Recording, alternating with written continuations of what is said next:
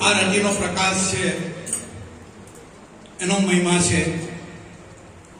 સંધ્યાનું તાણું બાપા ઘણી વાર કહેતા કે આલાભાઈ આખો દિવસ તો નોકરી ધંધો કરીને આવીને થાકી મૂકી ગયો બધું, તો બે ઘડી નાઈ ધોઈને બાપા પાસે દીવો કર, બે ઘડી જે કઈ સત્ય નામનું સમરણ આપેલું એનાથી તારું મનને ટાળક વળી જાય.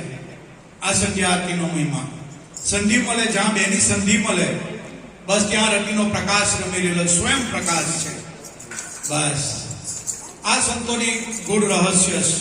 જ્યાં સંધિ થાય બસ ત્યાં વસ્તુ પ્રગટ રમી રહેલી છે. પણ સંધિ કરનારા કોઈ સાચા સદગુરુ મળે ને ભાઈ, તો આ ઘટમાં એનો અનુભવ થાય. એવા અડમ ઉદાહરણ તરણ તારણ હાર પાલુરામ મહિલા. બસ બાપાએ સંધિ કરી આપી. જેમ કેસડીમાં નોમ દસમની સંધિએ આ ગેબી નાટ થાય બસ તેમ આપણા દેહમાં પણ જ્યારે સંધિ થઈ જાય ને બસ એ વસ્તુ પ્રગટ છે જ, એનો દિવ્ય અનુભવ થઈ જાય. એટલે સંધ્યાનું તાણું, બાપા સંધ્યાનો મહિમા ઘણો વર્ણવ્યો છે. અને સંધિનો મહિમા આપણે સૌ જાણીએ છીએ. અને બાપા ઘણી વાર કહેતા કે ભાઈ જો ગુરુને ગોવિંદમાં ભેદ નહીં જાણતો, જ્યાં સુધી ગુરુને ગોવિંદમાં ભેદ છે ત્યાં સુધી વસ્તુ બધી કાચી. પણ જ્યારે ગુરુને ગોવિંદ એક કરી જેને જાણ્યા ત્યાં વસ્તુઓ પ્રગટ રમી રહેલી છે. એટલે સદગુરુ બાલુરામ સ્વામી ઘણી વાર કહેતા કે ભાઈ મારો નાથુ બાપો છે ને એ જ મારો ભગવાન છે. અને એમ કરી બાપાને કાલાવાલા કહેતા કે નાથુ બાપો એ જ મારો ભગવાન, બીજો કોઈ ભગવાન નહીં. આ બાપાનો શબ્દ છે. અને બાપા કાલાવાલા કરતા આજીજી કરતા કે ભાઈ ભગવાનને કાલાવાલા કર, એ કાલાવાલા એ હરિને વાલા લાગે. એટલે બાપા કહેતા કે ગુરુ એ જ ભગવાન છે. બસ જો નક્કી થતું હોય ને નહીં નક્કી થતું હોય તો આ દેહ ચામડાવાળો છે બસ આ જેવી જેની દ્રષ્ટિ બસ તેને તેવું દેખાય. એમાં કોઈને કઈ ભૂલ નથી, કારણ કે દ્રષ્ટિમાં વિકાર હોય તો તે રીતનું દેખાય. અને દ્રષ્ટિ જો શુદ્ધ હોય તો ખબર છે કે આ પ્રગટ પરમાત્માનું સ્વરૂપ છે. બસ એટલે સદગુરુ બાલુરામ કહેતા મારો નાથુ બાપો મારો ભગવાન. એટલે બાપા કહેતા કે ગુરુ બ્રહ્મા ગુરુ વિષ્ણુ ગુરુ દેવો મહેશ્વર ગુરુ સાક્ષાત પરબ્રહ્મ તસ્મૈ શ્રી ગુરુદેવ નમઃ. દેહ કરીને કોઈ ભગવાન નથી. જો અહીંયા દેહ દ્રષ્ટિની સંતોએ વાત નથી કરી. આપણા સદગુરુ એ જ ભગવાન છે. એ દરેકના પ્રાણની અંદર તત્વ સ્વરૂપે આત્મા રમી રહેલો છે. કાં ભગવાનને હોદવા જવાનું, આ બાપાએ ઠેકાણું આપી દીધું. બસ દેહ કરીને સંતો જાય છે, દેહ બધાનો નાશ થાય છે. પણ આપણા દેહની અંદર જે કઈ આપણા પ્રાણની અંદર જે કઈ ગુરુ તત્વ સ્વરૂપે રમી રહેલા છે બસ એ તત્વની જેને અનુભૂતિ થઈ જાય એ આત્માની અનુભૂતિ થઈ ગઈ. બસ એટલે આ રીતે ભગવાન છે ગુરુ.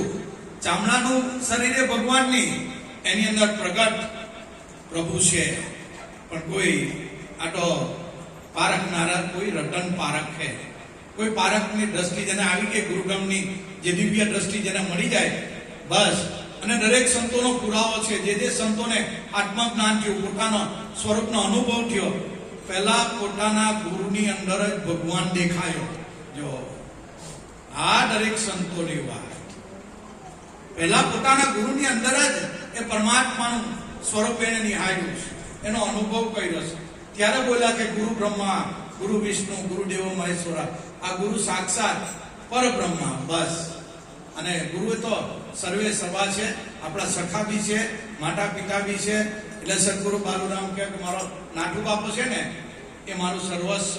અને કહેતા કે નાથુ બાપા તમેવ માતા પિતા તમેવ તમેવ બંધુ સખા તમેવ તમેવ વિદ્યા દ્રવિડમ તમેવ તમેવ સર્વમ મમ દેવ દેવ. બસ ગુરુની પૂજામાં બધું જ પૂજાઈ જાય, બધું એની અંદર આવી જાય 33 કરોડ દેવતા દેવી દેવતા પીર પેગામ્બર જટી સતી નવનાથ સીટ 84 જે કઈ છે બધું એની અંદર આવી જાય. ગુરુ પૂજામાં બધું જ પૂજાઈ જાય, બીજું નોકો પૂંજવા પડે નહીં.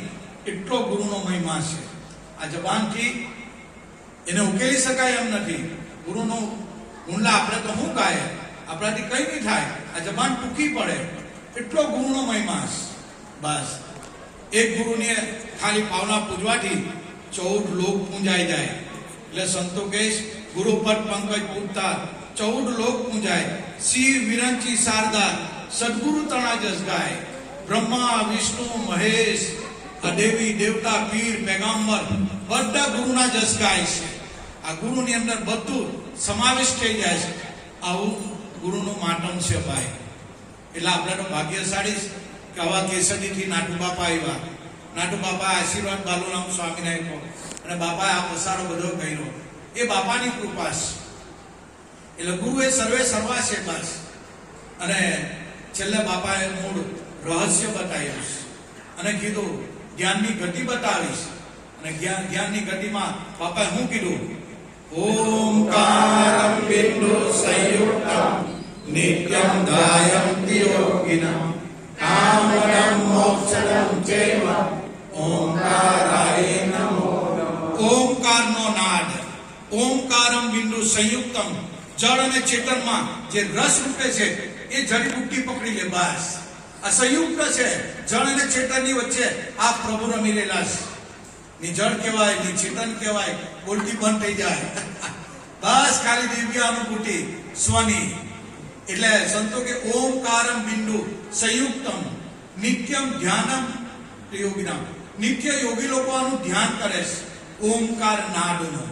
જો એ સંયુક્ત રૂપે રહેલો, જળ અને ચેતનમાં રસ રૂપે રહેલો છે.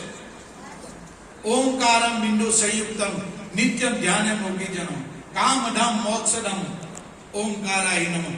કામ ક્રોધ લોભ મોહ આ બધું ત્યારે થઈ જાય ને બસ ત્યારે વાતનો અનુભવ થઈ જાય. અને બાપાએ ધ્યાનનું મૂળ બતાવ્યું.